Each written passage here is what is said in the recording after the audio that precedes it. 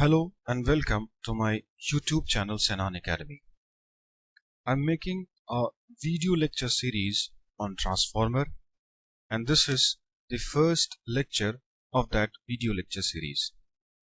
We will first discuss the single phase transformer in this video lecture series, and then we will discuss three phase transformers. So let us start our first lecture of this video lecture series on transformer.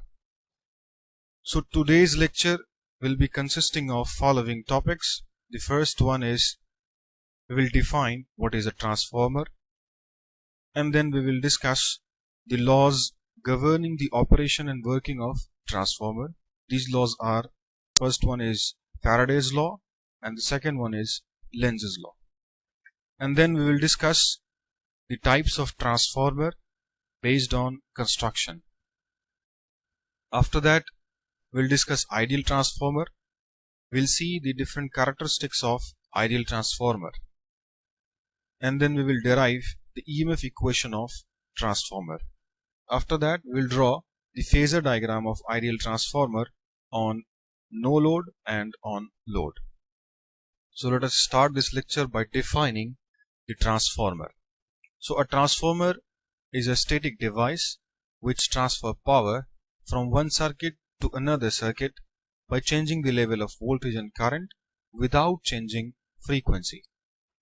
A very important point to be noted here, that a transformer is a device which transfers power without changing frequency. Later on in this lecture, we will see, after the derivation of EMF equation of transformer, we will see that the EMF induced in the primary side and the EMF induced in the secondary side have same frequency. That is why we say the transformer only transfers power without changing frequency. Now let us discuss the laws governing the operation and working of the transformer. The first law is Faraday's law. It states that the flux linking with a coil changes and EMF will be induced in the coil, which will be directly proportional to the rate of change of flux linkage.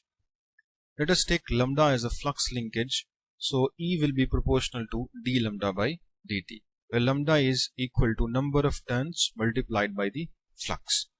So we can say E will be proportional to the n d phi by dt. So this is what is Faraday's law. Now let us discuss the Lenz's law. Lenz's law states that the direction of induced EMF in the coil is such that if it is allowed to cause current by short circuiting the coil, then the current so produced will oppose the cause. So the polarity of the induced EMF, either plus or minus, will be decided by the Lenz's law. I made a lecture in which I have discussed how to decide the polarity of induced EMF, whether it will be a plus or minus n d phi by dt. I have provided the link in the description box. You can click on the link and watch the video. Now let us discuss the types of transformer based on construction. So basically there are two types of transformer based on construction. First one is called as core type, another is called as shell type transformer. In this video I will show how the core type transformer looks like and how the shell type transformer looks like construction wise. Both the transformer consist of two windings. One is called as low voltage winding, another is called as high voltage winding. So in case of core type transformer, the core of the transformer consists of two limbs as shown. And these two windings, low voltage and high voltage windings, are inserted on any one of the links one by one. First, the low voltage winding is inserted on one of the limb like this as shown, and then the high voltage winding is inserted around the low voltage winding. So now here you can see that the flux produced by the primary winding will link with the secondary winding, and both the limb carries the total flux in this case. Now In shell type transformer, the core consists of 3 limbs and the winding is wounded on the central limb. In case of shell type transformer, the windings are not wounded one over the another, but in case of shell type transformers, the windings are wounded like sandwiched. First low voltage winding or high voltage, maybe it could be a high voltage winding. First low voltage winding is wounded and then after that we have high voltage winding on the central limb.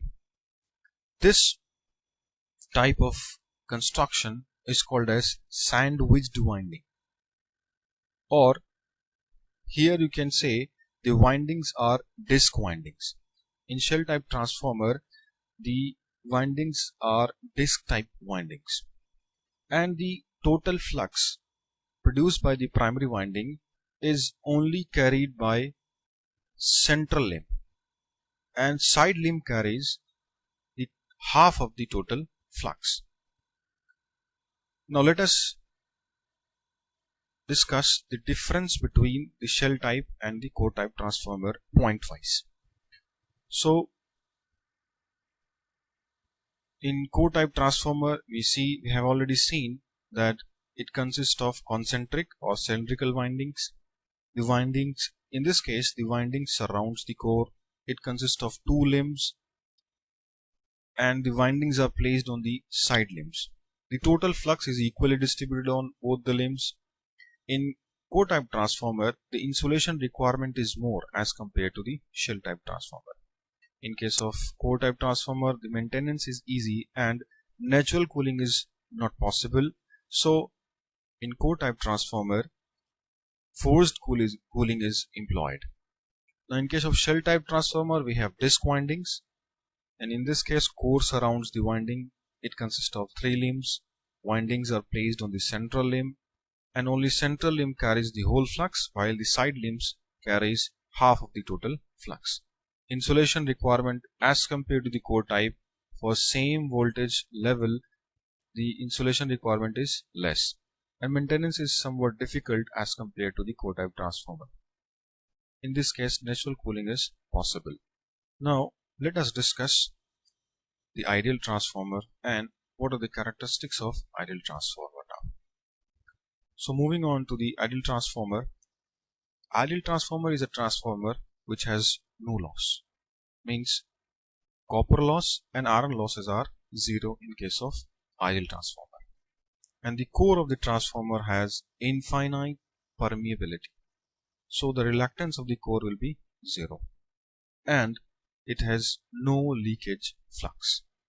Okay, so now I'll show you how the transformer windings are wounded on the core of the transformer and we'll discuss the ideal transformer on load and on no load.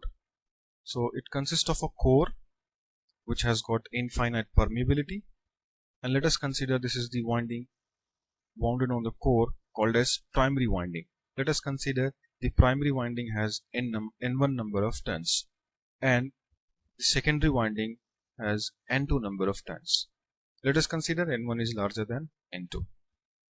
If we apply voltage at the primary side, a current will start flowing through the windings. Due to this current, there will be a flux inside the core of the transformer. And we know that in case of ideal transformer, since there is no leakage flux, so 100% of the flux produced by the primary winding will be linking with the secondary winding. Okay. Now let us discuss what is a leakage flux now. What is the meaning of a leakage flux? Leakage flux is that flux which is produced by the winding and the flux links with its own winding. That means if the flux of primary winding is linking with itself, that is called as leakage flux, and if the flux produced by secondary winding is linking with itself, that is also called as leakage flux. So the flux which is linking with primary and secondary both is not called as leakage flux. That flux which I have shown here, this flux is called as working flux. In case of ideal transformer, there is no any leakage flux. Now I'm just showing the leakage flux here to understand how does leakage flux looks like. So this is the leakage flux, the flux of primary winding linking with the primary winding itself, and the flux of the secondary winding linking with itself. So this is the leakage flux, and the flux which is linking with the primary as well as secondary is called as working flux. Now when the flux of primary links with the secondary winding, there will be a induced EMF in the primary as well as secondary both. So the induced EMF in the primary winding, let us consider it is E1. In the secondary winding, let us consider it is E2. Now let us derive the induced EMF, the equation of induced EMF E1 and E2. For this, as we know that in case of transformer, will provide a sinusoidal input voltage. Due to that sinusoidal input voltage, as a sinusoidal flux will be produced. So let us consider the flux produced by the primary winding as phi m sine omega t. So as we know, E is equal to N d phi by dt. So by putting the value of phi in this equation, we'll get N d phi m sine omega t by dt. So after differentiation, we get N phi m omega cos omega t. Now we convert this cos omega into sine using trigonometric rules. We convert this cos to sine in order to see what is the phase difference between E and phi.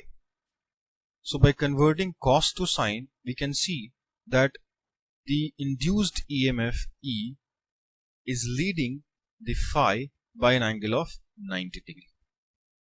So let's keep in mind that the induced EMF E will lead the flux by an angle of 90 degree.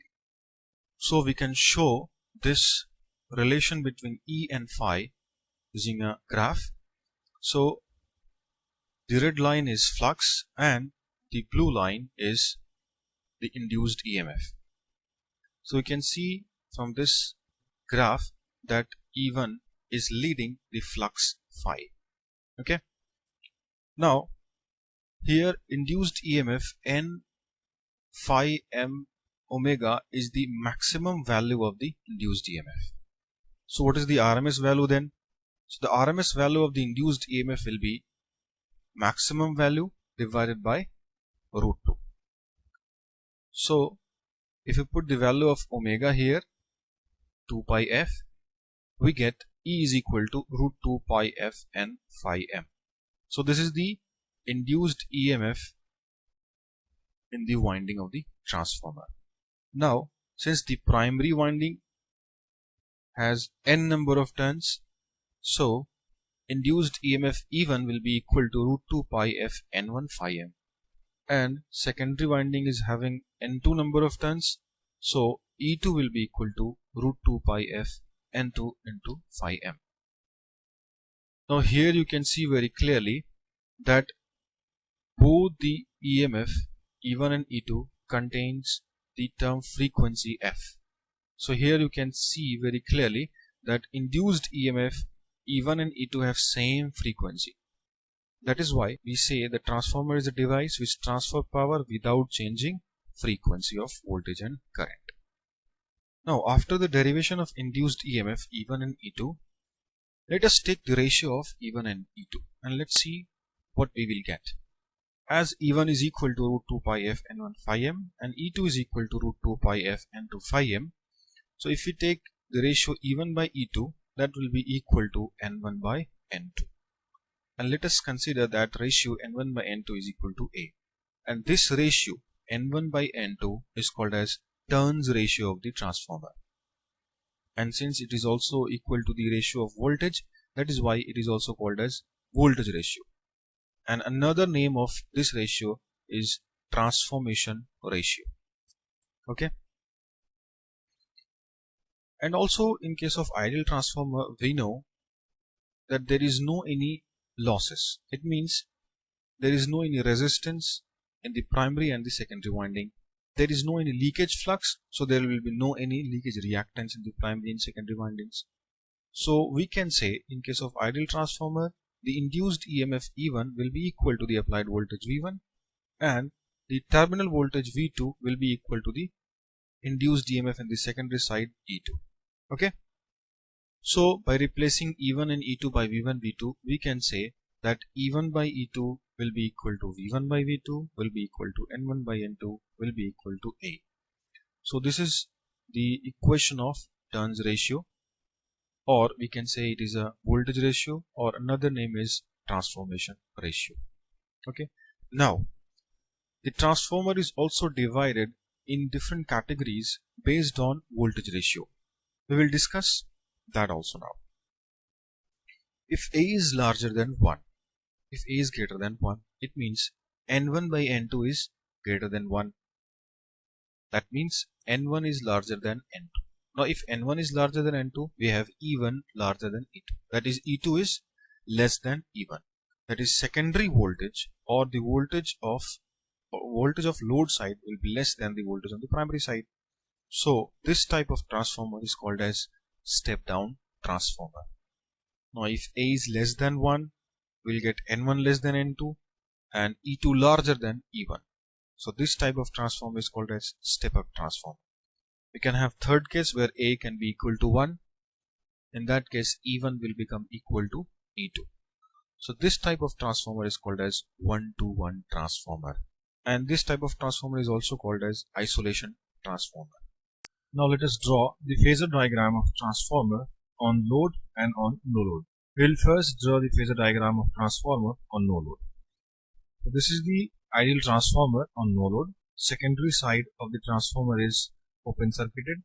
There is no load connected on the secondary side. So there are 5 phases which we are going to draw on phasor diagram. These are V1, I1, which is equal to I5, we'll discuss, and this E1, E2 and V2. So in order to draw the phasor diagram, we need a reference phasor. In case of transformer, we take flux as a reference phasor. So this reference phasor is drawn first. So let us draw the reference phasor phi m horizontally. And we know that the induced EMF E1 and E2 lead this phi m by an angle of 90 degree. So we first draw E1 and then we draw E2. We have taken N1 larger than N2, so E1 will be larger than E2. So E1 will be leading the phi m by an angle of 90 degree. In case of ideal transformer, there is no loss. It means there is no any resistance and leakage reactance. So the applied voltage will be equal to the induced EMF E1. So E1 and V1 are same. Now E2 also leads phi m by an angle of 90 degree. So E2 will also be in the same phase with E1. And in the secondary side also, you see there is no any current in the secondary side. So E2 will be equal to V2. Now, where to draw this I1?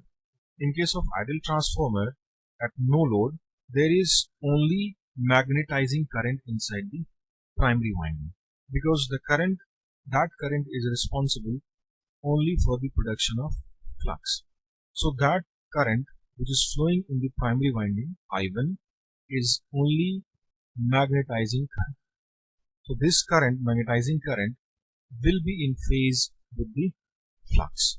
So we draw that magnetizing current I1 or I5 in the direction of flux.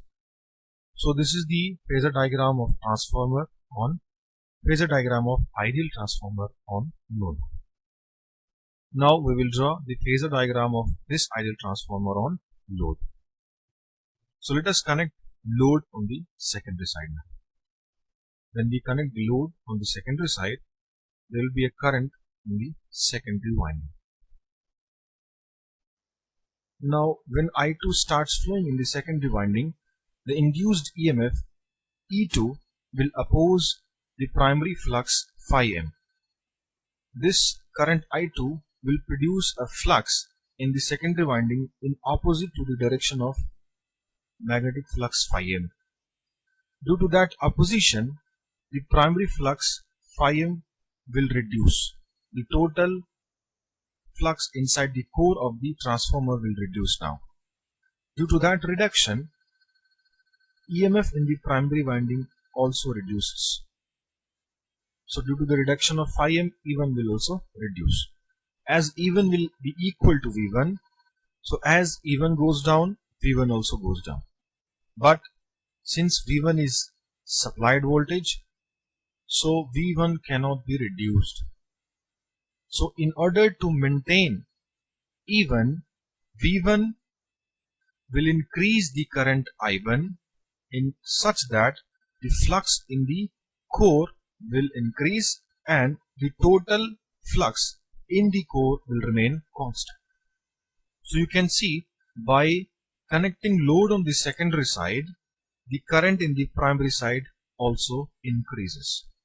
This current which is increased due to the connection in the secondary side is to maintain the flux in the core of the transformer.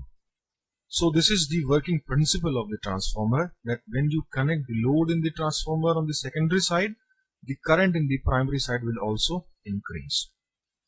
So now in this condition we have one more phasor, that is I2. We will draw I2 also in the phasor diagram. So let us draw the phasor diagram of transformer on load. Let us take the load on the secondary side is as cos phi 2 lagging. The power factor of the load is cos phi 2 lagging. Okay. So we will start with the reference phasor, that is phi m, and we will draw first E1, and we know that E1 is equal to V1 in case of ideal transformer because there is no any resistance. In case of E2 also, E2 will be also equal to V2 because of the same reason, there is no any resistance, all leakage reactance in the winding, so there will be no potential drop inside the winding, so the induced EMF E2 will be equal to terminal voltage V2 in case of ideal transformer. Now the load current I2 which is flowing in the secondary winding will lag the V2 by an angle of phi 2. We have taken cos phi 2 lag load. So the load current I2 will lag the load voltage V2 by an angle of phi 2. So we will draw I2 in clockwise direction by taking an angle phi 2. So this phi 2 is the load power factor angle.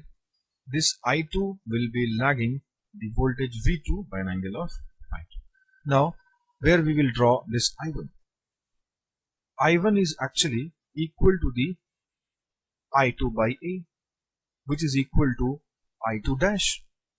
So I1 will be in same phase as I2. So I1 is equal to I2 by A, and this phi 1 is the phase angle between voltage V1 and I1. The primary voltage V1 and primary current I. So this phi 1 is the angle between V1 and I1. So this is the phasor diagram of ideal transformer on load. Now we have seen that ideal transformer is only transferring power from one side to another side, from one circuit to another circuit. Ideal transformer is not consuming any power. Now in case of ideal transformer, we can say that secondary winding is supplying the power to the load and supplied voltage V1 is supplying power to the primary winding. So we can say that primary winding is behaving as a sink and simultaneously secondary winding is behaving as a source with respect to the load. So ideal transformer is only transferring power and not consuming any power in between. So the power is being transferred from primary side to the secondary side without any loss of power. That is, there is no any power being consumed inside the ideal transformer. Now let us discuss a very important point of ideal related to the ideal transformer here. That is, in case of ideal transformer, we know that the permeability is infinite. So we'll see what is the effect of that infinite permeability. We know that the leakage flux in case of ideal transformer is 0. So the phi m, that is magnetizing flux, will be equal to N1 I1 upon the reluctance of the core. So after rearranging and putting the value of reluctance, which is equal to 1 upon mu L by A, we get the MMF, primary MMF, N1 I1 is equal to phi L upon mu A. And in case of ideal transformer, if mu is infinite, this mu is infinite. So if mu tends to infinite, what will happen? This equation N1 I1, which is equal to phi L upon mu A, will tends to 0. And if this tends to 0, N1 cannot be 0. We know that because it is the number of turns in the primary winding. So only possibility is I1 should be 0. It means in case of ideal transformer, the primary current I1, which is the magnetizing current, it is very low. It is almost negligible. In another word, you can say a very negligible amount of current is required to produce the flux inside the core of the ideal transformer. So it's a very important point to be noted. Without current, there cannot be any flux. So we say very negligible amount of current is required to maintain the flux inside the core of the transformer. So the net MMF balance equation in case of ideal transformer will be N1 I1 minus N2 I2 is equal to 0. Means the secondary MMF, that is N2 I2, and the primary MMF N1 I1. Here this I1 which I have shown here is the I1 after connecting the load in the secondary side, and this I1 is the current which is equal to the magnetizing current of the transformer. So this I1 is actually I phi, which is not exactly 0, but it is almost negligible. That's why we say the total current in the primary side after connecting the load in the secondary side, which is I1, will be producing an MMF N1 I1, which is in the opposite to the secondary MMF N2 I2. Since N2 I2 is opposing the primary N2 I2, which is the secondary MMF, which is producing a secondary flux opposing the primary flux. So in order to maintain that flux constant inside the core of the transformer, the current in the primary side will increase. And since we have taken I phi as a very negligible value, so this I1 will be equal to the current which is actually maintaining the flux inside the core of the transformer. Okay, which is actually opposing the flux of the secondary side, so that the core in the transformer, so that the flux in the core of the transformer will remain constant. So the MMF balance equation in case of ideal transformer will be N1 I1 minus N2 I2 equal to 0. So N1 I1 will be equal to N2 I2. So if we rearrange these quantities, we'll get I1 is equal to I2 by A. And this I2 by A, we call it as a I2 dash. So from here we get a very important result. If we take the ratio I2 by I1, it will be equal to N1 by N2. So we can write E1 by E2 is equal to V1 by V2. We have already seen it, which is equal to N1 by N2. And this ratio is also equal to I2 by I1 in case of ideal transformer. Okay. So this is very important discussion here, that in case of ideal transformer, the primary MMF N1 I1 will oppose the secondary MMF N2 I2, and the total MMF N1 I1 minus N2 I2 will be equal to 0 in case of ideal transformer. We will see in case of practical transformer, this equation is slightly different. That is, MMF balance equation in case of practical transformer, that is actual transformer, is somewhat different. We will see later on in the coming lectures. So that's all for today's lecture, and thanks for watching my videos.